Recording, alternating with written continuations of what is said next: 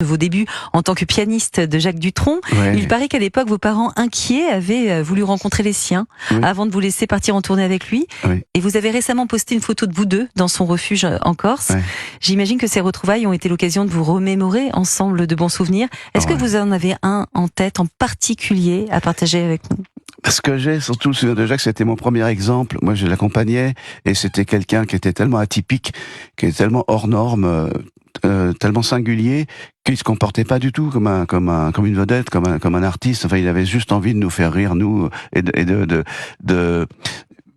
pas être ridicule par rapport à nous. Voilà, il avait une espèce de sensation de, il voulait pas, comment dire, jouer le chanteur avec tout ce que ça comporte comme tic et tout ça et comme réflexe un peu stupide et comme cliché. Donc il voulait vraiment se tenir très à l'écart de ça et en réalité c'était surtout pour pas perdre ses copains. Voilà, il faisait ce métier en pensant surtout à ce que nous on allait penser de lui. Donc c'était vraiment un exemple de quelqu'un qui s'est jamais pris au sérieux, qui était voilà, totalement à côté de ce qu'on attendait. Et c'est justement ça qui a fait son intérêt, quoi. Il était contre tout. Voilà, il avait pas envie de faire des émissions de télé, de radio, de machin.